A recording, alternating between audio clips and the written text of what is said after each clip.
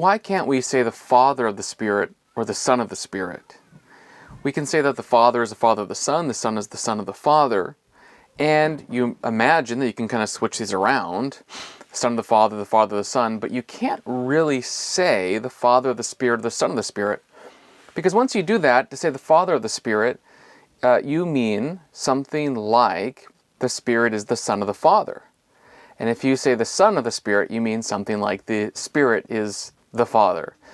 And you find yourself in this really strange way of talking. In the Bible, the Father, Son, and Spirit are all included in the definition of the one God of Israel. In particular, the Father and the Son are. And then later you reflect that the Holy Spirit is the Spirit of the Father and of the Son. But there are some interesting things. So for example, Augustine in Book 5 of his De Trinitate says, look, the name Holy Spirit is strange compared to Father and Son, because the Father is the Father and not the Son is the Son and not the Father, and the Father is not the Spirit and the Son is not the Spirit. Pretty straightforward. But both the Father and the Son are holy, and both the Father and the Son are Spirit. So you have this strange thing happening in which the name of the Holy Spirit is common to the Father and the Son.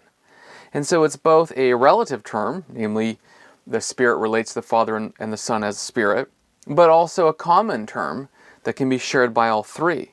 Whereas the name Father and Son are relative terms. They specify a relation. If you're a son, you're the son of the Father. If you're the Father, you're the son of you're the Father of the Son. The Spirit can do that, but it also can be common. It is both relative and common. Relative meaning you're the Spirit of the Father and the Spirit of the Son, but also common because the Father and Son are also Spirit. So what do you do in this situation? And Augustine goes, well, it's fine. I mean, you can just admit that, I'm sure. Well, hypothetically, he'd be fine with that. But he says, there's also something else that happens in the Bible.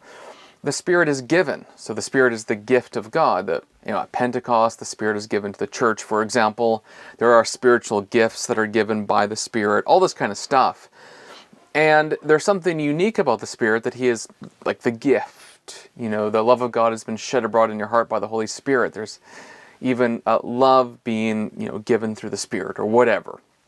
And so Augustine says we can, although the verb, like the Father sends the Spirit, so on John 15:26, although the Spirit is sent as a verb or is given as a verb, you can think, okay, well, if you make the verb a noun, it would be gift. And so maybe one way to talk about the Spirit is to call the Spirit gift. And that would actually make sense because it's also a relative term. There is a giver of a gift. So in this case, the Father and or the Son, depending on how you read John 14, 15, and 16, would be the giver. Augustine will be okay technically with saying both Father and Son are giver of the gift. I think later in De Trinitate, he will develop that a little bit further. And if he doesn't, certainly Thomas Aquinas does. But that word gift is straight from the Bible, though the verb form of it, I have to admit.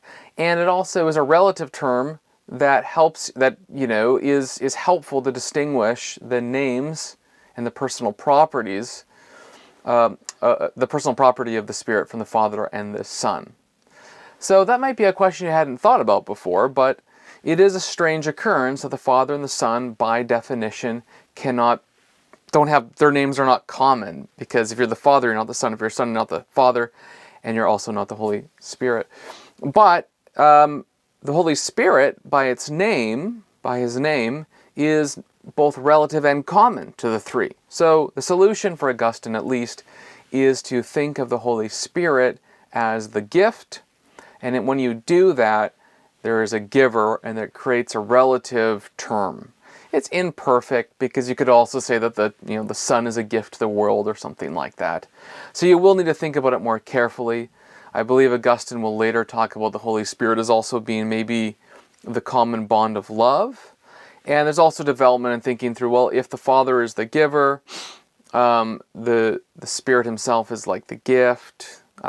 Maybe there's something more going on here. But I'll just record this short video for today so you can have a basic sense of what we're saying when we say Father, Son, and Holy Spirit, how they are distinguished from one another, and to admit that there's an interesting linguistic thing that the name Holy Spirit is both relative and common. It is common in the sense that Spirit and Holy are shared by the Father and the Son, but it's also relative because it names a relative relation anyways to the Father and the Son that distinguishes the Holy Spirit.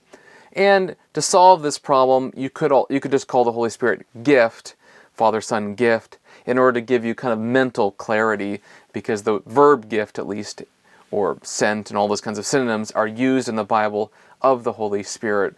And so it is, in that sense, possible to do this. If you've enjoyed this video, watch my other video on Augustine that should be above my shoulder now, and like and subscribe.